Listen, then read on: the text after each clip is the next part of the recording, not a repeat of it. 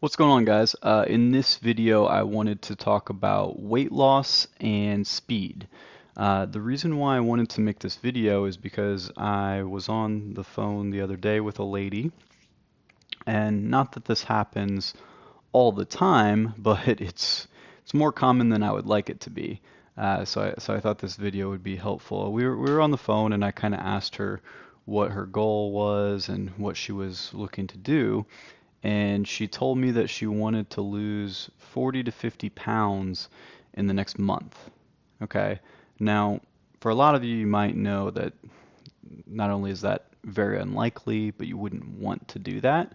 So, I want to start with the very top, which, things that should be pretty common sense, and work our way down to what actually is sustainable and what's healthy. So, if you're in that position where you feel like, you're 40, 50 pounds overweight and you haven't really tried much before, or maybe you have tried a few things and you really want to, get on a program or, start watching workout videos or maybe even hire a coach and you're thinking you want to lose 40 pounds in the next month, I just want to be honest with you and say not only will that probably not happen, but you don't want to do that.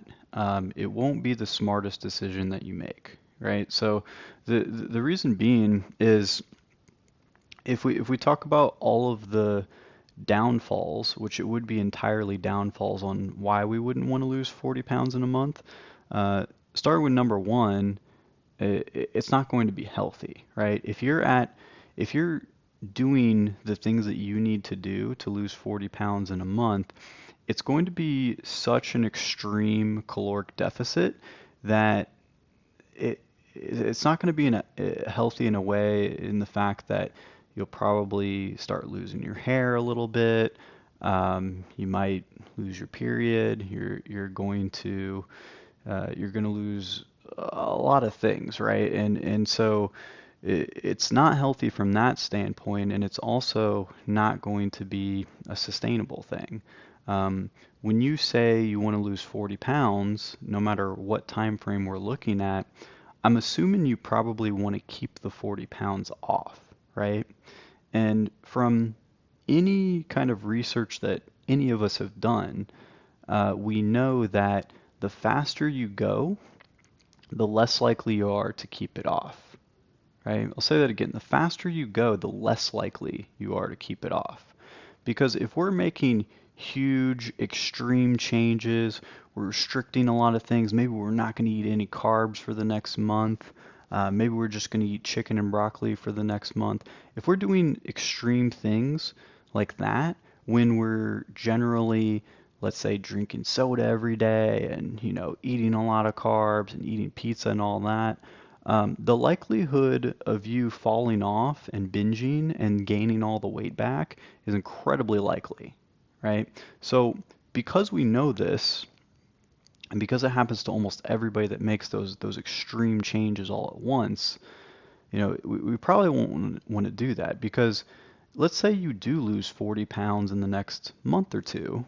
Well, if you gain it back 6 months later, it's like, what was the point of all that work? You lost 40 pounds and then you gained it back. You kind of just wasted your time, right? So that's another reason why you don't want to go as fast as possible. Finally, I would say the last big reason is that if you go incredibly fast and you lose this weight incredibly fast, you're more likely to lose muscle, right? And so when you say, I want to lose 40 pounds, or I want to lose 60 pounds, or I want to lose 20 pounds, whatever it is, when you say you want to lose that amount of weight, what you really mean is you want to lose 20 pounds of fat. You want to lose 40 pounds of fat. You want to lose 60 pounds of fat, right? You don't just want to lose weight.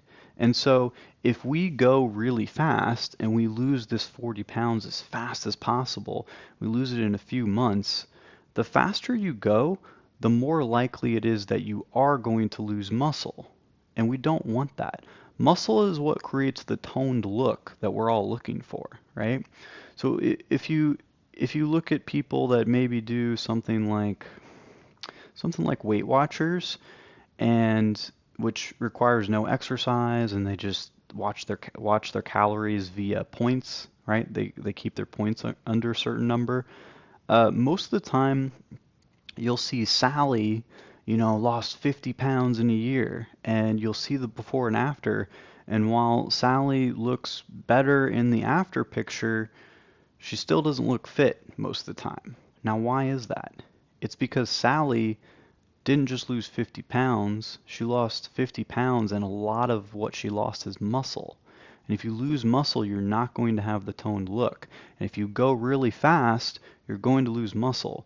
If you go slow and steady, or even medium, or even fast, and you're not doing any sort of strength training as a woman, you're going to lose muscle, right?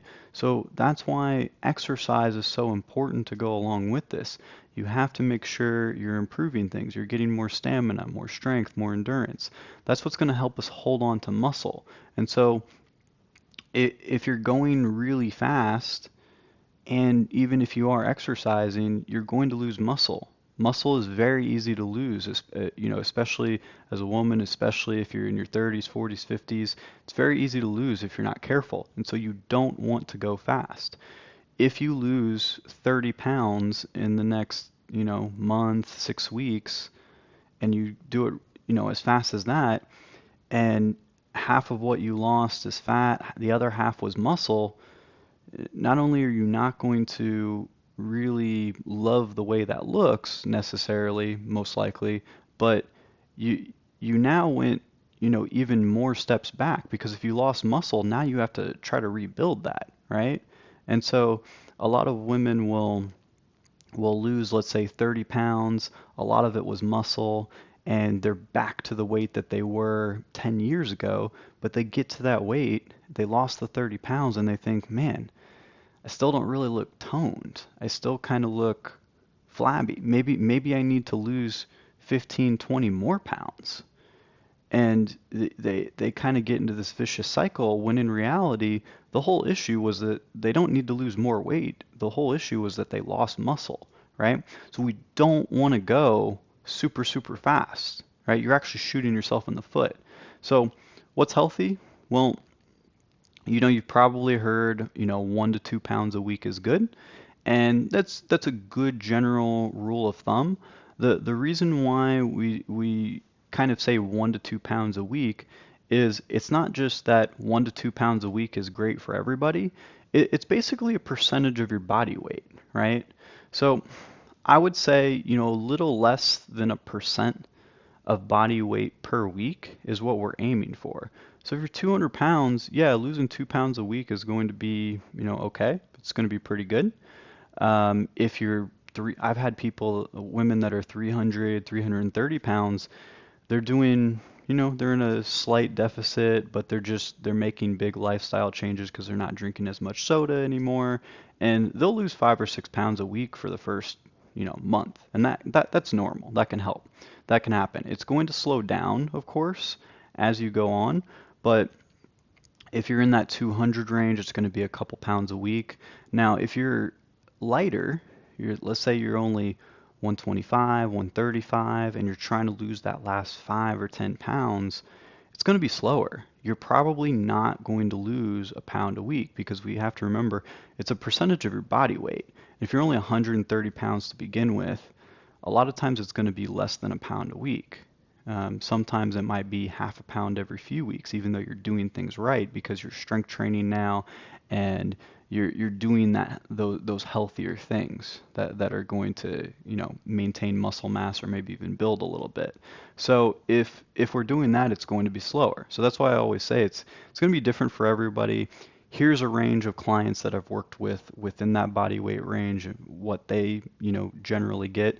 But there's also a lot of other factors, like um, maybe you have PCOS, maybe you've had a hysterectomy, maybe you have other setbacks, and those, or other types of things going on with yourself. And so it's going to be different for everybody. But just because your friend lost 20 pounds a month for 3 months doing keto, doesn't mean that's what you should do. the chances of that person keeping the weight off is very, very slim, right? So we need to do what's going to help us. We need to keep focused on what the healthy way to do this is, what the most sustainable way to do this is. If you need some help with that, drop a comment below or message me. That's what I teach people how to do. I teach people how to lose weight in a sustainable way, not gain all the weight back and not do it in an extreme way so that they, can do this as a lifestyle. So hope this helps. If you have any questions or comments about that, leave a comment below. And if you like my content and you feel that it's helpful, hit the subscribe button. That helps the channel out a lot. See you on the next one.